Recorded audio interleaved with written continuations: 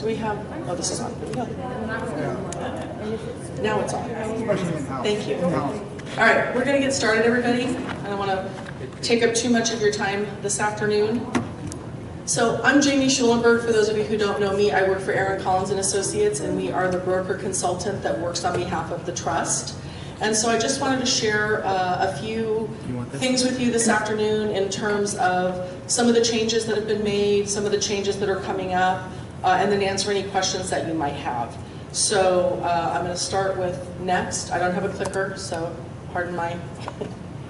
Okay, so it is open enrollment is coming up really quickly here, so this is a preface to that. It's your annual opportunity to make any changes to your plan without having to have a qualifying event. So it's the one time a year you can just make a change because you want to. Employees and retirees, you can add dependents, drop dependents, you can change your enrollment. One thing that I want to point out, this is really important. First of all, everybody's going to have to re-enroll this year because you have your new Visions portal. But retirees in particular, we're eliminating the silver plan. I think most of you have heard that already. So you will have to make an affirmative election among the two plans that are going to be offered this year. Next. Thank you. So this is just a reminder of the benefit changes that were already made effective January 1st. So with the closure of the clinic that occurred on 12/31 of 18, we were able to take the savings from that closure and use them to improve the benefit plans. So as of January 1st, and again, I'm sure most of you know this, but I just want to make sure, we were able to reduce your office copayment from $55. Now it's $25 if you're seeing a primary care physician, $50 if you're going to a specialist. We reduced the freestanding lab and x-ray. It used to be deductible and co-insurance. Now it's a $50 copay.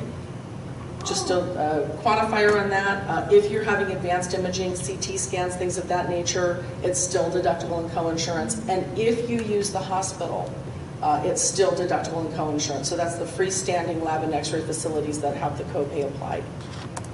And as I go through this, please ask any questions. We will do a Q&A at the end, but feel free to stop me if something strikes you. We're not too formal here. Next, please. Oh, we already did it. We also added male sterilization, so vasectomies at no member cost, so we treat them just like we do women under the Preventive Care Act. We reduced the prescription co-payments on the 90-day retail and mail order from, and this is all under the Gold Plan, by the way, from $25 for generic, $105 for the Tier 2, and $195 on the Tier 3, to $20, $70, and $130 respectively, so a reduction in the cost there. And then the other thing we did was we added Teledoc. And I know we just had our registration campaign on that. We had quite a few members enroll. We thank you for doing that ahead of time. Next, thank you. So Teledoc, if you don't know, and again, I'm sure most of you do because we've been trying to get the word out there, but you can talk to a board-certified physician anytime, 24/7, 365 days a year. You can do it via your phone. You can do it via your computer. You can actually do it visually so they can see you. There are mechanisms that you can use, thermometers, and they can actually gauge what your temperatures are, things like that. So there's a lot of different opportunities there for ways you can interact. They can prescribe short-term prescriptions, which is nice. If you're traveling and something occurs and you just need something right away, they can help you with that. And there's no cost for you. So normally there's a $45 consultation fee associated with Teledoc, and the way the trust structured this program for you is that there's no cost out of your pocket for this. Common conditions treated would be cold and flu symptoms, allergies, sinus problems, sore throat, respiratory infections, things of that nature. So we highly encourage you to register before you need it. And then that way, if you have a need, it's the middle of the night and you've got a sinus infection or something that needs to be handled now and you don't want to go to the ER, give them a call and they can help work through that issue with you.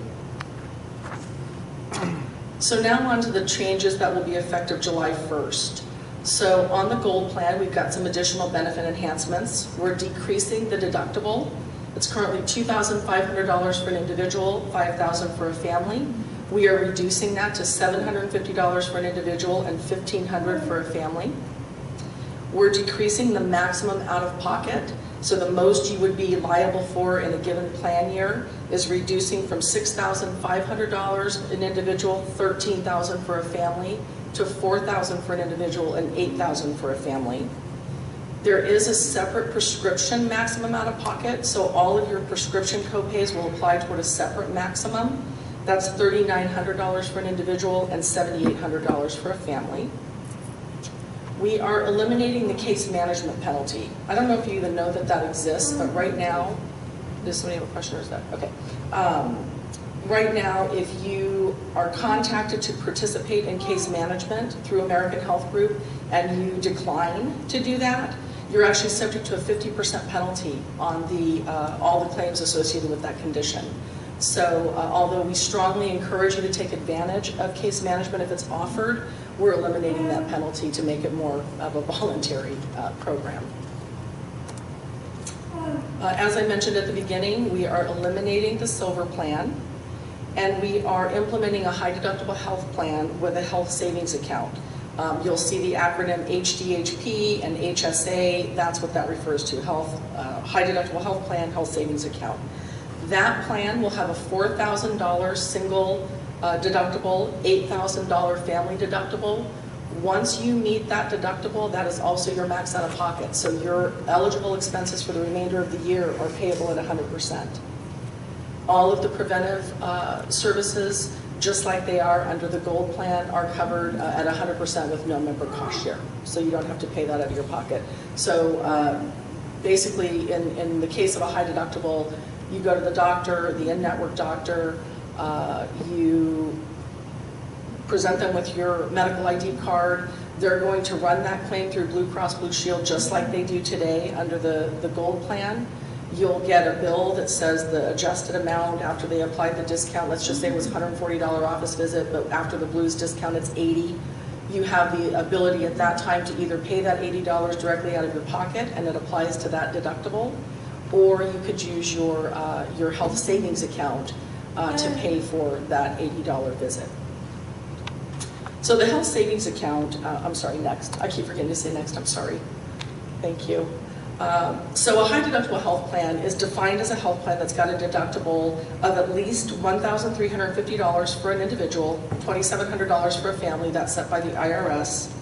And basically it's a lower premium that you pay in exchange for that higher deductible.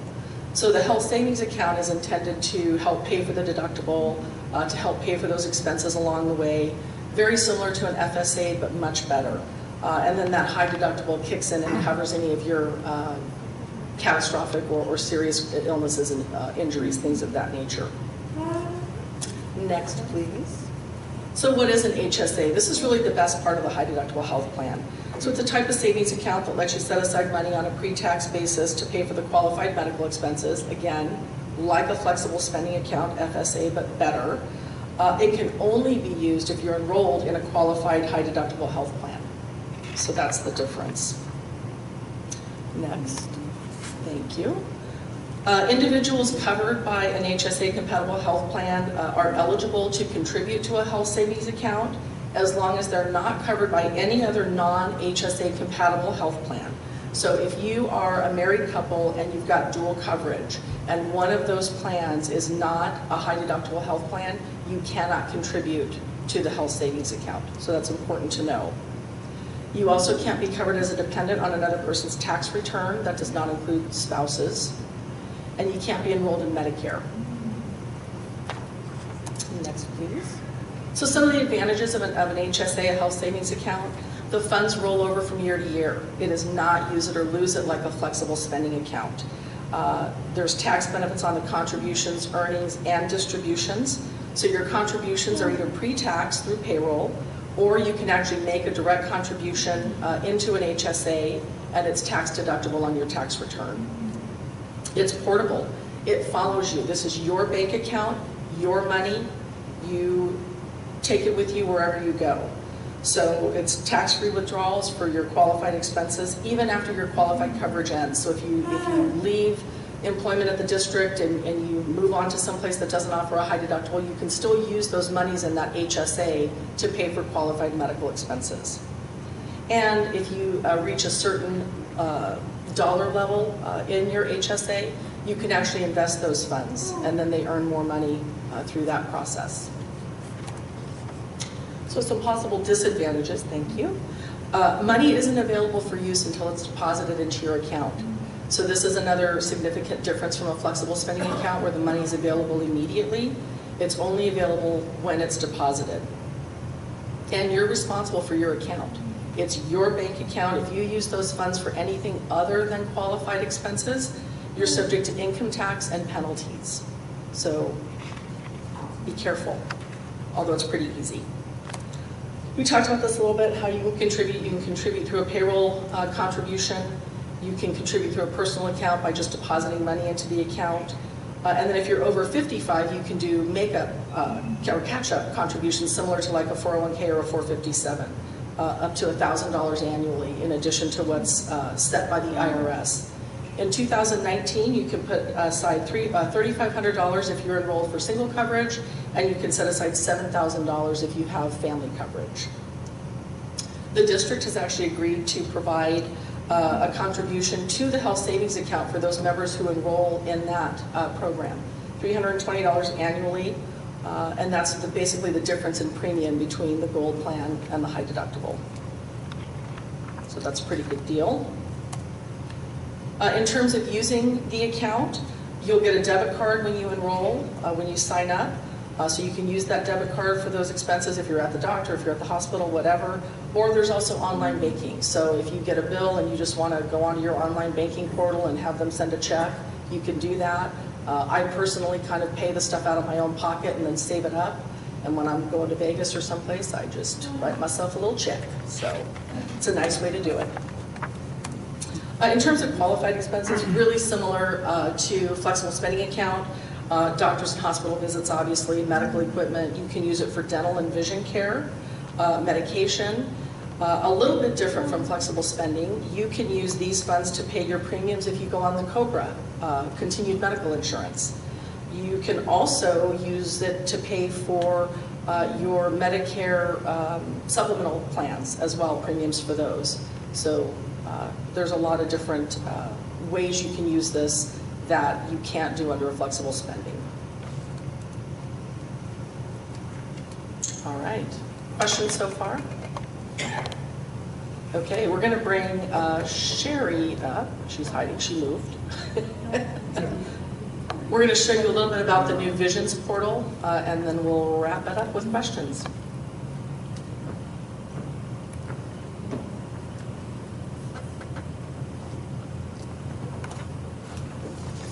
So we'll bring Jamie back up, as she mentioned here in just a minute. You notice when we get back to the PowerPoint, let's pick up at that last slide that we left off on, because there is an icon that I want you to pay attention to. It was recently uploaded onto your district's computer. So you will see and notice that icon down there on the bottom. That looks something very similar to that, except you might not have a black background. That was a screenshot from an individual who had just a plain black background on their desktop. But that's the icon that you'll use to double click on it, and it will bring you into the portal here where you're going to log in. If you decide to do open enrollment through the portal at home, you need to make sure you're utilizing Google Chrome as your browser. So that way it just seems to respond very well to Google Chrome and not so well with others. So please use Google Chrome if you're using this platform at home during open enrollment. You can see the dates up there. We'll start open enrollment on April 22nd, and that'll go till May 10th. So it is a few weeks of a window there for everyone, minus retirees. So retirees will still report to Sherry, correct, Sherry? Yes. Because Visions, we don't have retirees in the system to load in the portal because you are retired. You'll still fill out the paperwork, make your elections, and report that to Sherry so that she can report everything to the proper providers. So let's go ahead and go into the portal. So imagine you just clicked on that icon. This is the same portal that you use to access your payroll or your pay stubs, your check stubs, except you're going to go to benefits. For this purpose, you see enrollment testing. Eventually that won't be there. It'll say benefits enrollment. But this is what it'll look like. It's still in a prototype mode. Ladies in payroll and benefits are testing this each day for several hours a day with our visions consultant, just working out some of the remaining bugs. But this is what you'll see. You'll see the welcome screen, and we're just going to go through a couple pages real quick, just so you can kind of get a feel as to what to look for. There will also be an instruction sheet that will come out just before open enrollment. So that way you have a visual as to how to walk through and navigate the platform. So here's your welcome. You'll read it, and then down at the bottom of every page, there'll be a button that will tell you either to go next or previous or submit when you get to the end. So in this case, we read our welcome screen. We're going to push next. It's a slash machine. And you'll notice on the far left side, there's the menu that is now starting to turn blue. So as you navigate through each page, the wording will actually appear so that you could read it easily. And you are able to then go back and select previous pages to navigate back if you'd like to. You can't jump forward until you've completed that page, but you can go back if you need to change information. So here, this is already uploaded and a default setting. The reason for this change is open enrollment. So it's already hard coded and selected for open enrollment. You can't change that. The only reason why the other options are there is if you have a qualifying event later on. Benefits can go in when they're notified of that qualifying event and set you up so that you can access the portal once again and make those changes that you need because of your qualifying event. But in this case, for open enrollment, it's just open enrollment, so you're going to click next. And here's where you're going to start to verify your information. Much of the information will already preload. It will load into your pages. It's pulling it out of the vision system. So you're already going to see a lot of the fields filled in. But I would verify anyways, just to make sure. This is a verification process. We want to make sure that your name is spelled correctly, the address is still the same, make sure dates of birth are correct, because we're doing data entry here, and there is room for error. We're human, so numbers could be inputted incorrectly. So please verify that all of this information is correct. As you do so, you'll again click next at the bottom or previous if you need to go back. There's a section for emergency contacts. You'll see where she's hovering over, it says add contact. We strongly recommend that you add a contact for emergencies.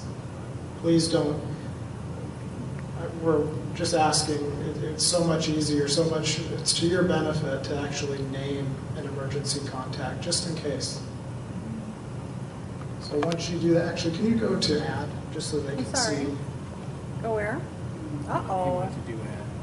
Oh, critical error has occurred. Let's go crash and burn. Oh, shoot, really? Oh, you know what I forgot to do? I forgot that edit page. Sorry. Hold on. So you can see that was actually on purpose. Yeah, That, I forgot to hit this. If something like that were to occur, you can see how Sherry went back in and clicked back into the Enrollments tab, and it brings you right back to where you left off. So the nice thing about the system is that if for some reason you went in and you got to page 17, something happened, and you ran out of time or your computer failed, that the system should automatically save your progress up to that point. Yeah. So if you go to add contact, you can see that you have the fields that now open up for you to add all of the necessary information for that particular contact.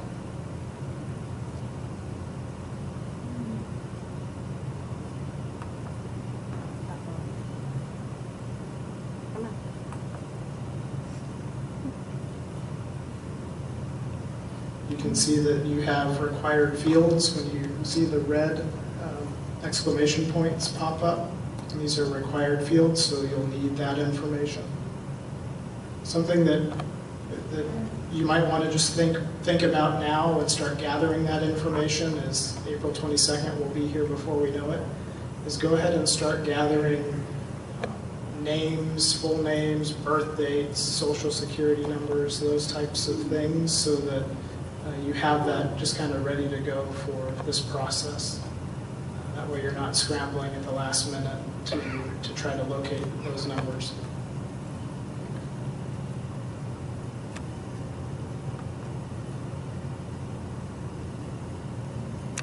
So we're going to cancel. We're not going to add a contact. We're going to not follow the recommendation. Brings you to the next page. You can see again the blue is starting to fill in on the far left side, so you can see where you're at.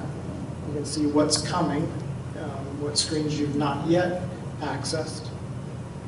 And here's a screen where you can add dependent information. Let's just go next. Just take you through a couple more slides, a couple more pages real quick. Oh, question?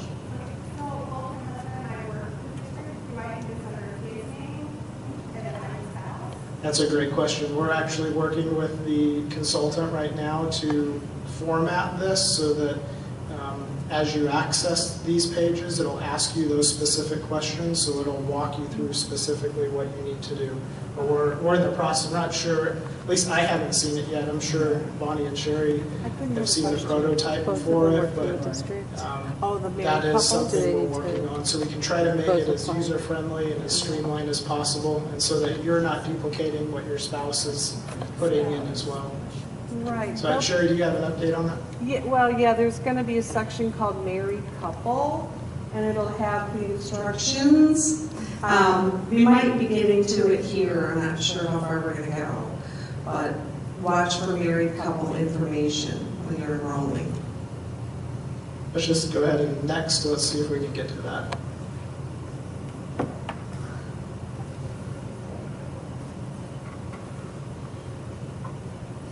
So beneficiary, again, we'll need to add. In this case, we have John Doe in there. But we'll just go to the next slide, the next screen. So here's a summary of benefits. You can click there and it'll actually download or open up the current summary of benefits page. You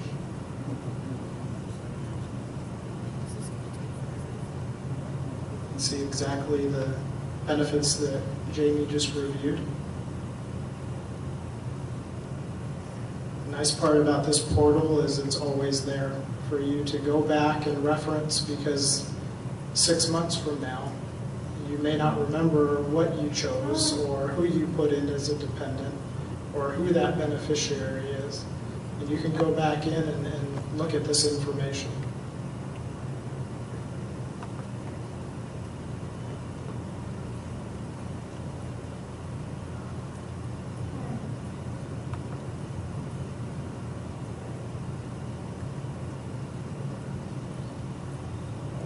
Here we go. So here's a page specific to dual coverage. And I can't stress enough, please take the time to read through these pages. I know there's a lot of wording on some of these pages, but please read it carefully. We tried to change colors, font colors, to break some things up, and usually those areas that are color-coded in red or purple are action-type items. Because once you make your elections until the next open enrollment period or qualifying event, these are the elections that you have until that particular time. Which one do you want me to click on? So you see the options: I have a spouse working at LHUSD, or no spouse working at LHUSD. So right there is a pivot point. Go ahead and go in whichever direction you think. Maybe let's do the I have a spouse just to see. And again, this is still not and it's not finalized yet. We're still working on it.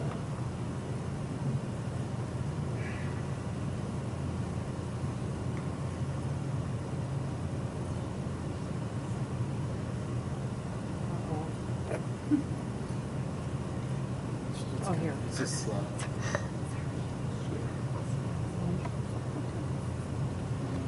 And you see, for more information, if you want more information for Blue Cross Blue Shield, you can click on those. They're hyperlinks, so it will go take you directly to that particular website. So here's your elections. So remember, we clicked on I am a spouse of an LHUSD employee. And here's where you can make your election. If you want the gold plan as an employee only, or your spouse, one child, children, family. And then you can see here that this is LHUSD married couple. And we might, again, need to continue to work with the programmer. The whole point of this was to see if we picked I am an employee, that the options will be limited to just that. Right now, we still see all of the options. I don't know if that can be changed, but again, this is the purpose of really reading through it carefully and selecting what applies to you.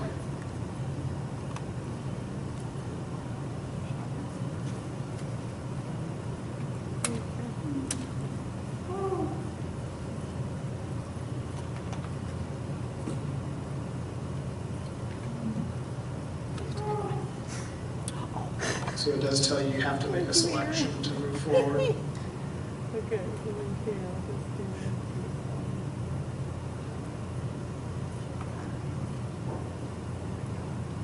Gonna want dependents, I think, too. Let's see. Both me and Patrick choose married couple plus one child, or does he choose one child and I would choose married couple? I think that's still what we're working on the programmer to see, with the programmer to see how that's actually going to come together. We can make it, yeah, we can arrange that for your circumstances. We can do that. When you log in, we'll make sure that he gets the bill.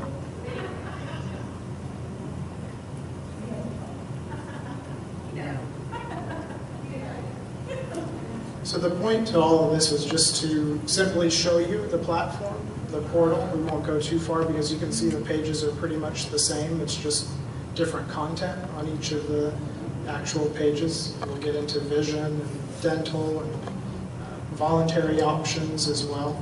So all of that is combined, or just all within that portal. So you'll navigate through it page by page, make your election, and then at the end you'll have a submit button, and it'll actually pull up a summary of everything that you selected, and you can reference that throughout the year through this portal. You can either print it up or you can leave it there electronically for you to reference anytime you want by logging into your portal. It'll actually go in, I believe there's a section under benefits that say My Benefits. My was it beneficiaries, I think was another one. So you can kind of jump ahead and look at those areas that are most important rather than having to navigate through all of those pages. We try to make some shortcuts so that you can go right to the information that you need quickly. Any questions regarding, this is strictly a benefits enrollment platform. So what we just did by going this route is eliminated many reams of paper by allowing individuals to go in, make electronic elections, and then go back and review the elections at any time you want. So technically, you really don't have to call the benefits department to just ask a question about what election did I make. All of that, the point was trying to make it easily accessible and available to you whenever you want it. And that's, we're trying to improve in our efficiencies. Yeah. What support can be available for staff to learn and struggle? We're, like I mentioned before, we're going to send out hopefully screenshot by screenshot. We're going to try to take what you're looking at now and have just a big document to look at, screenshot by screenshot, to kind of help them see what it is, what the page looks like, and then what they're going to be asked to do. Obviously, we can't make those elections for them, but benefits and payroll will always be available to answer any of those types of questions that they may have. If they're hung up in an area, we asked in ATM, I asked that principals try to make a time available for everyone to be able to access a computer lab. I know at the high school and some of the bigger locations it might be kind of challenging, but we'd like to try to move as many people through this process as quickly as possible, and those who are really struggling with it to pick up the phone and ask. And I think myself, Sherry, Bonnie, and a few others would be more than willing to even go to the school site if we needed to help an individual, or have them come to us to the district office.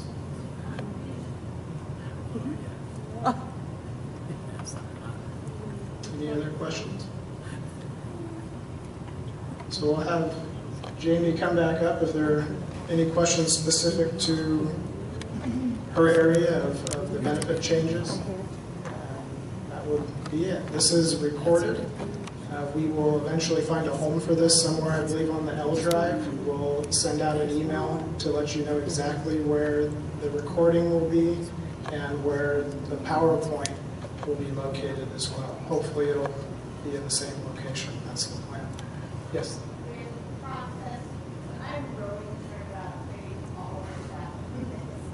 I just noticed the last time they came in, they really sat down and we went through this process and whatever it was and we did that way. So, is there a way where you thought about how we're going to make sure by May 8th that everybody's known? We, Besides just emails? through the platform, we can run a report and see exactly who's completed it and who has not. So we can drill down to the specific individual who's not yet completed it. And there will be reminder emails probably targeted just to them at first, and then as we get closer, within probably the last week, 3 to 5 days maybe, we'll really have to sit down with them and get them to complete it, because if they don't complete it, technically they don't have coverage. So it's really going to be important. It's Saying that you're gonna have, I mean, I just know the last time we did this, I believe we went in, I had a personal meeting, we went through every little thing, I checked to make sure everything was correct, beneficiaries, everything, somebody sat down and did this one-on-one, make sure. It must have been a long time ago, because I've been here for 15 years and I never had that. Now, Aflac, that's different, yes, he did. Yeah, when you're talking about an individual provider, but not that I ever remember for benefits enrollment. They did one, Aflac came in and developed a whole enrollment system, and it didn't work. But this is gonna work. This is incredible. And even just watching the video, this a couple times, or maybe even just doing a couple of videos, just looking through, I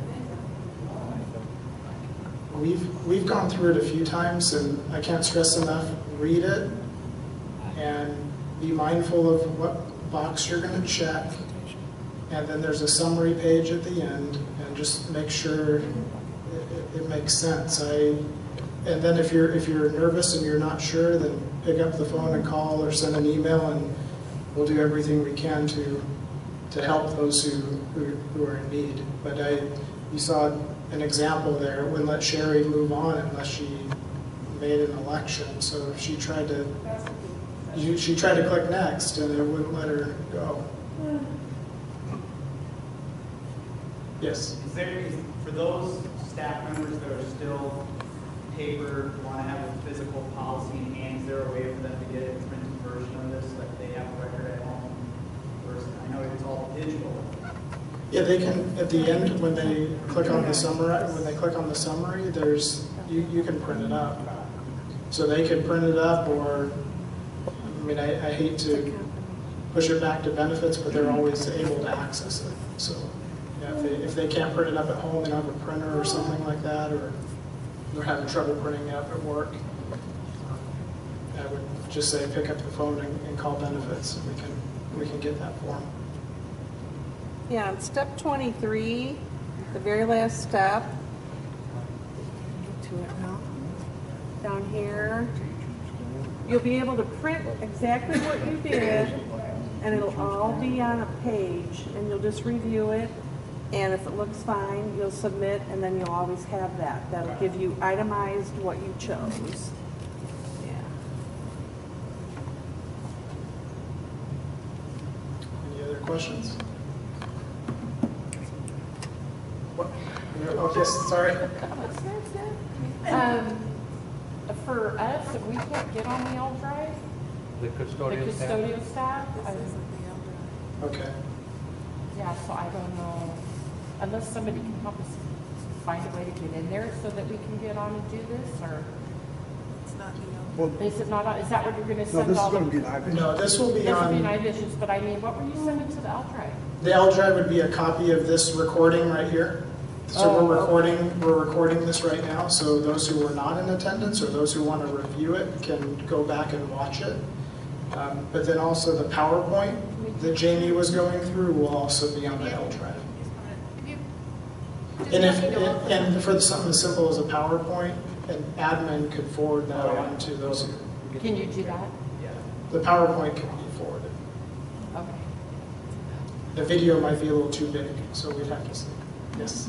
I have a benefit question. Where does chiropractic, is there chiropractic coverage? There, let me just pull out my handy dandy reference. You have 30 visits a year, limited to $100 maximum per visit. So it is a covered benefit, and it would be subject to your office copayment. Co-payment, not deductible. Correct. So a $25 payment. Correct. Yes. I know we had on the meeting telling us it's not available to pay $49 to say that it wasn't on our plan. I don't know if we can add that. That's an excellent point, yes. Members who are on the high deductible health plan, if you choose that option, we aren't allowed by law to, I'm gonna double check on that actually, because I think the way the program is set up, we might be able to do that. But typically speaking, under a high deductible health plan, the law does not allow us to provide free benefits. You have to pay for all of your benefits except for preventive care. So let me double check that because of that setup. Yeah. I'll make a note of that. Do we have for mammograms, do we have options to go to different places, or is it still a mom? It's currently still mom, unless there's a diagnostic reason or a physician reason to go to a hospital or a freestanding. In fact, I think they're coming this month, either this week or Yeah, I was just just here Okay. Friday. I knew it was close. So the person have to get that pre-approved, or could they just have to order and go to the hospital? You do have to get it pre-approved, and it's actually through my office. We just need a doc's note, and then I have to communicate that with the pre-certification company and then the Gills Bar. Excuse me, ma'am. Yes. How would we know eligible providers? Would there be a list coming out of doctors, dentists, ophthalmologists that take the insurance? Or? How do you know who's in network? Is that what you're asking? Yes, ma'am. Thank you. Sorry, it's hard to hear. That's all right. So on the website, or is it on your website? I think it is. Yeah, on the EBT website, there is links to the various networks. In addition, if you look at the summary plan documents, if you're ever bored and need to go to sleep, but there's links in there as well. You can always call me. You can call Gills Bar and they can hook you up in the right direction. but there are websites where you can go on, and they literally change every single day, so they don't print directories anymore. So Okay. you just have to go online and look to see. We are in negotiation, for those of you who haven't heard, on the vision side with Dr. Sobchak's office. So I still haven't heard a definitive on that one, but they are talking about bringing her in network. She's actually discussing, so. I that's put good it up, news. the staff, thank you. insurance and benefits. You should be able to find anything you need. What's it understand? Staff, insurance and benefits. Okay, thank you. Under staff, insurance, benefits, and then in here, maybe resources. I'm not sure, Gina helped us put this on.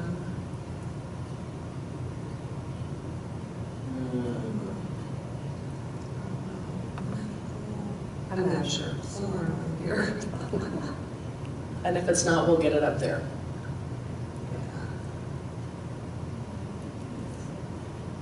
Yeah, I'm not seeing them. I'll make a note of that too. Yeah, Provider list. here it is, thank you, Aaron. Oh, good. Here's a provider list. I don't know how updated it is. I would need new ones, but.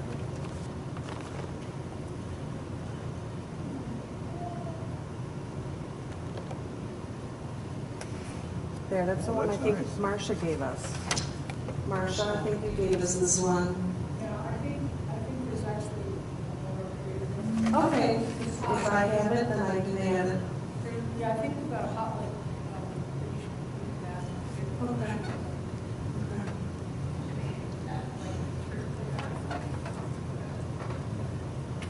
Okay.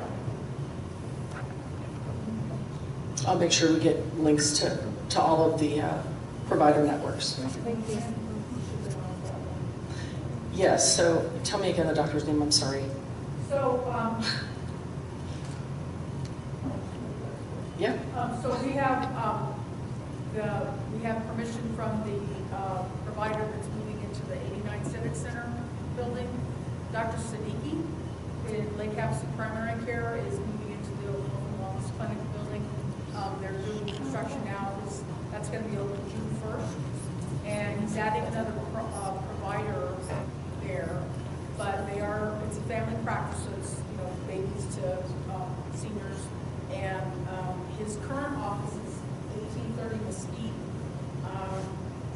And they are accepting new patients and now, and then of course at the clinic. So both of those offices will be open. So they're keeping the current one and then the other new one. But he also said, I spoke to their office manager's name is Joseph. He said that anyone that doesn't have a provider or is looking for somebody, they are actually open also on Saturdays. And he said that when you're an established patient, if you, for any reason, you ever needed to get in, because you have an urgent situation, you could walk in their office and they'll work you, which is very unusual nowadays. And if you, instead of calling, you can text their phone number, their office number, and it goes directly to their office manager. And he makes text messages. Except for that he actually threw that water for this one. And that whole mysteriously was in the lake. But anyway, they're taking new patients, like it's still looking for a provider. But Siddiqui, Lake Havasu President, everyone's there. So I'm just going to summarize that on the mic for the recording purposes. So the physician's office who is taking over the old clinic is Lake Havasu Primary Care. They are family practice. They are taking new patients, and if you are an existing patient, they will have Saturday hours. So they're going to have two offices. They're also at 1830 Mesquite. So if anybody is still looking for a new primary care doc, there's another option for you. Siddiqui, Dr. Siddiqui. I have a question about the high deductible healthcare plan. You said that when you reach the, say, the $4,000 max, that the insurance kicks in and pays 100%. Is that 100% of what the healthcare provider is billing, or 100% of what the insurance company decides is fair and equitable? So it's 100%, right, it's 100% of eligible expenses, but it's based on, for example, when the claim runs through Blue Cross and a discount is applied, they're gonna pay 100% of whatever that discounted amount is. And they're not able to balance bill patients, as long as they're in network. It has happened to me. So ask me If you're getting balance billed in network, then we can talk about that because that's not Not accurate. by you guys. No, I know, no. Another one. I mean, it was my husband's, I could get home health care. And he was turned down by physicians here, and they wouldn't even see him because they wouldn't take that plan. Now, it was through United Healthcare, it was not, I don't know what it was, because it was his insurance, not mine. But we have a lot of issues with it here in town, and also with Phoenix. So, I'm just saying, when we were assured they were gonna cover 100%, they said, yeah. I went well over what we paid, what I was supposed to pay, and then still owe another $5,000 because they decided that it wasn't, they were gonna take the insurance company. Were they in network though? Was the providers in network? We didn't have, it wasn't a network issue. My husband was employed out of state, they told me, so they just said, go wherever you want here. So I don't know what the issue was, but we ended up getting blown out to somebody who was supposed to help. It's just one a little bit leery of those plans. Right. Yeah, that is not an issue with the plan that we're implementing. I can tell you personally that I have a high deductible health plan that I use in town. I use it in Kingman, I use it in Phoenix. I've never had an issue. They take I don't have to pay when I walk in the door. They submit the claim through the carrier. Carrier sends them back the explanation of benefits that says how much they paid, which, until you reach your deductible is $0, and then they send me a bill. So I've never had an issue like that. So that's definitely something that is not, won't be an issue with this plan. As long as you're in network, yes, thank you. Yeah. And it's the same network, by the way. Both plans are the same network. It's all Blue Cross Blue Shield. So no change in the network with either plan. Any other questions?